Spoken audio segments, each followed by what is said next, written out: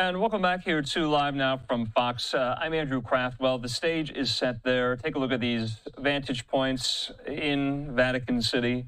We're just hours away from the beginning of the conclave as the cardinals are in position, almost, as they will be undertaking this incredible task before them spiritually to choose Pope Francis's successor. Fox News correspondent Lauren Green, she's on the ground. She filed this report moments ago. Let's watch.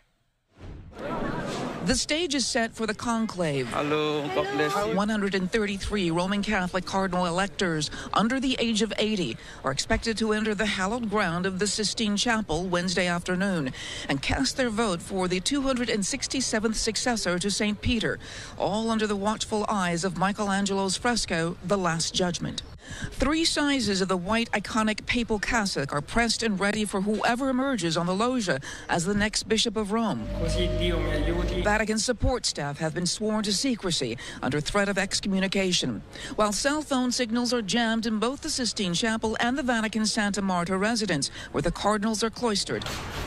This morning, cardinals arrived for their 12th and final general congregation, the meetings where they discuss the church's needs and size each other up to determine who is pope material. Among the standouts, Pietro Parolin, the Vatican's Secretary of State, and Francis's number 2. Cardinal Pizzaballa, the Latin Patriarch of Jerusalem, notable for his diplomacy in the war between Israel and Hamas. And Cardinal Tagle of the Philippines, dubbed the Asian Pope Francis. We don't choose a pope based on continent, based on race, based on language. We choose a pope that is truly can be the successor. The world will learn the results of the vote from the most famous chimney in the world. It will spew black when there's no winner, white when a new pope has been elected. Catholics praying for God's guidance. The vast bulk of them are not animated by politics. They're animated by the good of the church, by discerning what the church needs. A 2/3 vote is needed to elect a pope. The last 2 conclaves took 4 to 5 rounds of voting.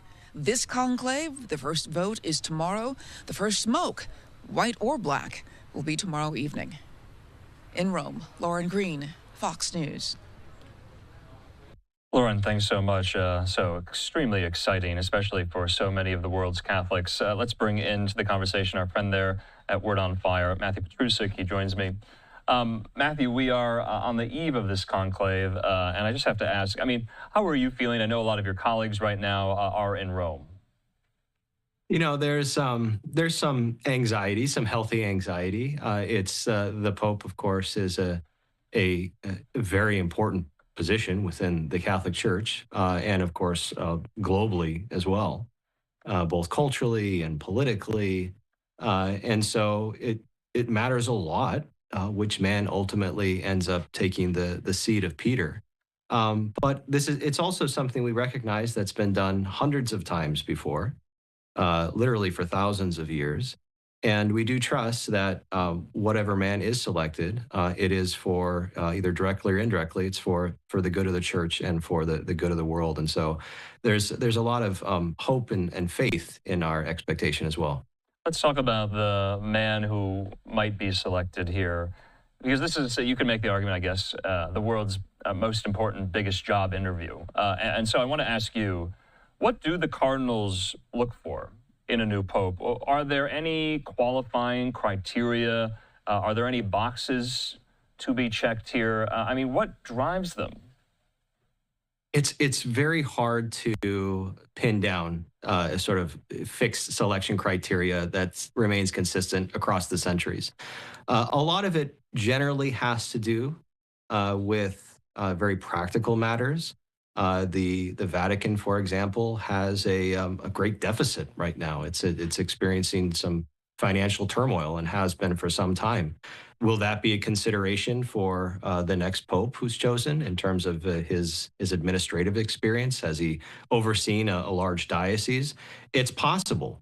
The church right now is exploding in Africa and in many parts of Asia. Will that influence the cardinal's decision to choose a man who represents one of those parts of the world? It's possible.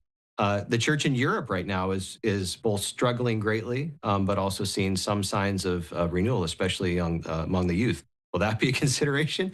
It's possible. Okay. It's really, I mean, it's interesting for us to set up scenarios, and it's understandable that we want to do so. But if you just look historically at which man has ultimately come out as the next pope, in many cases, nobody predicted it. He wasn't on people's short list. So I see. that scenario is possible again this time as Okay. well. So, Matthew, my research I've been reading and some of the comments from a lot of these watchers of the church, theologians, reporters, even some of the cardinals themselves, I keep hearing the word continuity with respect to Francis. In that context, what does that mean? Why do some people want continuity with Francis?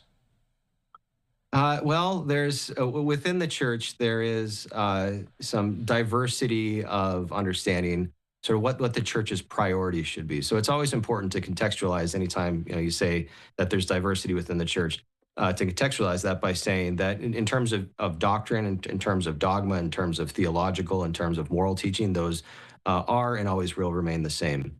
But in terms of the priorities, there can be diversity.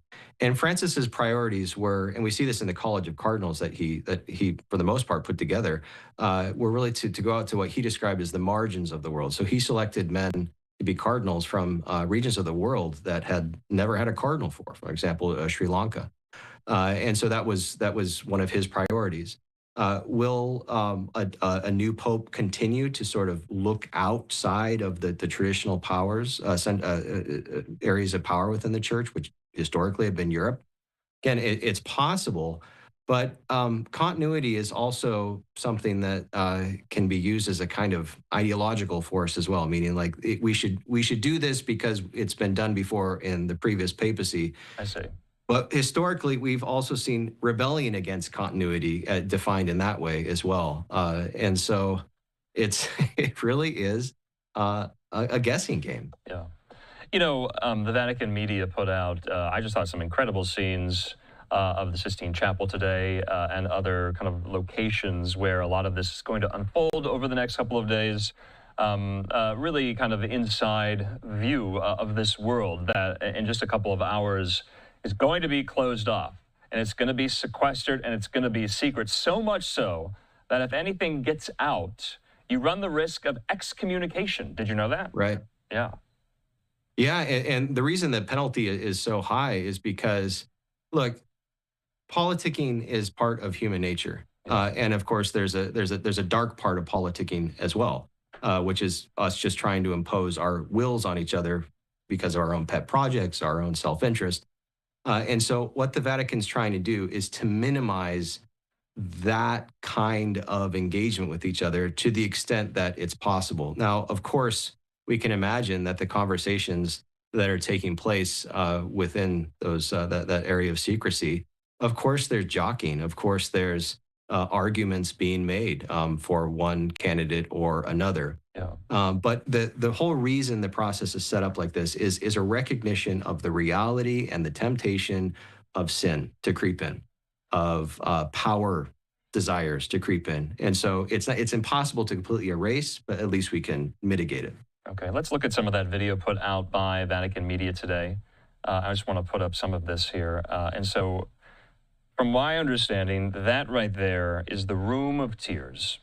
What is the Room of Tears? Why is that significant? And what does it mean? So when the next pope gets that 2/3 majority, he is then brought into the Room of Tears, and he'll probably weep, as I hope any man would weep once you've been given that massive responsibility.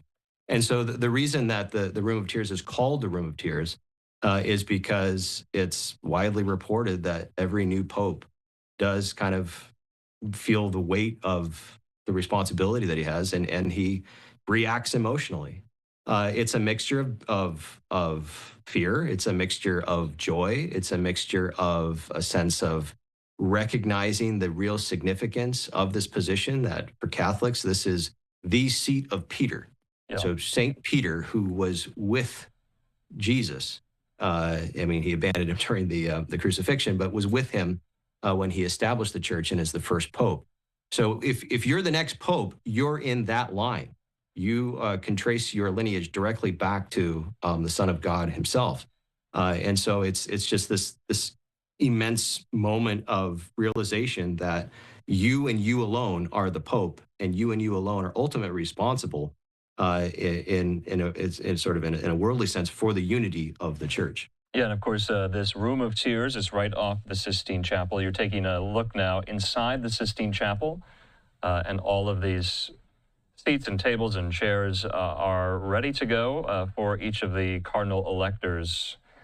Let's talk about kind of the ballot distribution, the voting process. You just saw there Michelangelo's incredible work there, The Last Judgment. What a sight. I mean, I'm struck by it. Let's talk about, though, the words printed on each ballot. And my Latin's going to be a little shaky. In English, it's I elect as Supreme Pontiff, eligo in summum pontificem. So those are the words printed on each ballot that the electors will use to choose the next pontiff, the next 267th pontiff. That is where he'll fall in line. The ballot is rectangular, the top half bearing the Latin phrase, the bottom half left blank for the cardinal to write the name of their chosen candidate. What's this form right there? I'm going to pause it if you can. Describe what that is. You see it there, vota scrutinii. What does that mean? Yeah, I believe those are the candidates. Those are the people that you could vote for. And there's 135 current cardinals. My understanding is only 133 of them will be present for voting. And so any man who enters into the chamber could potentially be pope. And so what happens in those early rounds of voting is really to sort of get the lay of the land, to see. We've all been talking on the outside about this possibility and this probability, but they have to see among themselves who has any kind of plurality or anything close to what could eventually become a majority. And again, there are, let's say, dark horses that historically have emerged. People you'd never think would have become pope just from the buzz that was surrounding as men went in, who ultimately emerged pope. So they have to see themselves. It's a discovery. It's an exercise of discovery, not just voting. So I guess, I mean, I'm not trying to psychoanalyze the cardinals here, but I was wondering whether or not cardinals go into the conclave with a name in mind, or who they're going to vote for on the first ballot, whether they go in, or at least some of them, knowing that information already. I want to show this shot. You can't see it now because it's nighttime. It's the middle of the night. But the chimney there is atop the Sistine Chapel. And according to the Vatican, each cardinal, in order of precedence. Now, what does that mean, precedence? Is that age or is that rank, Matthew? There's ranks among cardinals that outside the church really don't have much significance, but a lot of it has to do whether you're a cardinal who's a bishop, you're a cardinal who's a priest, you're a cardinal who's a deacon. Ultimately, while the order of voting can change, the weight of each vote does not change. So one man, one vote. So each cardinal, in order of precedence, writes the name of their chosen candidate on the ballot, folds it, holds it aloft so it is visible, and carries it to the altar. There, a chalice is placed with a plate covering it. And I think we saw that there in the middle of the Sistine Chapel. Let's just put that up yet again here. Is that what is in the middle of the room right there, that gold table? You saw it. Is that what that is, the chalice? I believe so, yeah.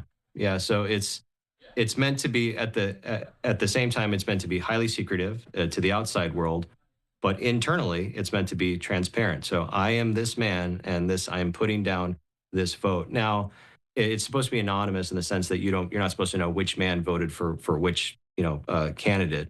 But ultimately, it's each man taking responsibility.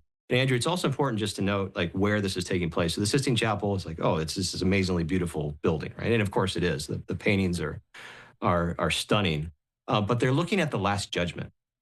And so that's not by accident. The whole setup, the whole physical orientation of the men and where they're located is meant to remind them how you vote ultimately belongs to your conscience.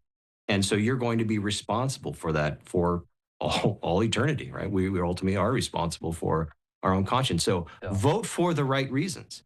vote for the right man for the right reasons, recognizing that you're doing this within the horizon of eternity, that this is not just a political exercise. And just a few more questions lastly, because like I said, it's very technical, it's very arcane and complex, and there are a lot of terms here. This term here, now, once the ballots are cast, the count begins, and the count is extremely important, obviously. There's this role known as the scrutineer. Are you familiar with that term? According to the Vatican, the scrutineer, the first one, shakes the chalice to mix the ballots, and then the last scrutineer counts them one by one, transferring them into a second empty container. The Vatican says if the number of ballots doesn't match the number of voters, all ballots are burned and a new vote is held immediately. If the count, though, is correct, the ballots are opened and read. Why are they called the scrutineer? They have the particular task of just making sure. I mean, that's where we get our English word scrutiny, of making sure that the process is sound. And it's important that you have two men. So one who's sort of documenting it happening, and another who's going to mix it around. The whole purpose of all that, it's not ceremonial. The purpose is to show each other maximum transparency, that there's nothing amiss going on here. There's no way to game the system. Whoever emerges ultimately emerges because they were chosen by a two-thirds majority, not because there was any external mischief. So the scrutineers, and forgive me for the analogy, they're kind of like the proctors of the exam. They are. Okay. Yeah. All right, and then let's get to more on the count and the voting rounds. Voting occurs 4 times daily, twice in the morning, twice in the afternoon. If, after 3 days, no candidate has been chosen, voting is paused for 1 day of prayer, informal discussions, and a brief spiritual exhortation by the senior cardinal deacon there. But once all ballots have been read and the votes tallied, the final scrutineer pierces each ballot with a needle through the word eligo and threads them together with string. The ends of the string are tied in a knot, and the ballots are stored for safekeeping. So I guess I have to ask, because everyone's wondering, how long is this all going to take? Do you anticipate this could go for 3, 4, 5 days? Well, the record, and this was many hundred years ago, is 6 months. So that's the long shot, but it's technically possible. It can go on for as long as it takes to get the 2/3 majority. My guess is that this will be on more than a day. Maybe even more than 2 days. And the reason is because the men don't know each other that well. Now, they've had this about a week ahead of time where they've had specific events structured in a very careful way so that they could meet and interact and discuss their priorities. But again, many of them are from regions of the world that are far removed from the Vatican, and so are just not within those networks. And so it may take some time for the initial discovery process to see where everyone is.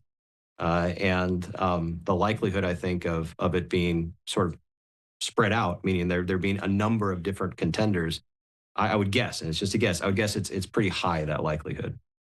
All right, Matthew Petrusek there with Word on Fire. We can't thank you enough. I'm sure we'll be speaking in the next couple of days, but what an exciting time for the church. You know, upon Francis's death, and you were on with me, I had kind of described this period, especially for Catholics, as, you know, one that is, yes, bittersweet, but also anxiety-producing, trepidatious. What word comes to mind for you about how Catholics are feeling right now, do you think? Not that you speak for all Catholics. In the name of 1.4 billion people, I declare. I think it's fair to say there's great hope for the future. I don't think most of those who are, actively practice the faith see this process as in any way kind of negative. It's like awaiting a baby, in a sense, the kind of excitement that you have of a new life coming into the world. Of course, the new life will probably be well over 75 years old, or well over 70 years old at least. But it's a period of newness for the church, and all of the hopes that we invest into that, while maintaining the sort of serenity that there's some things that can and will never change, thank God. All right, Matthew Petrusek, can't thank you enough. We'll talk soon.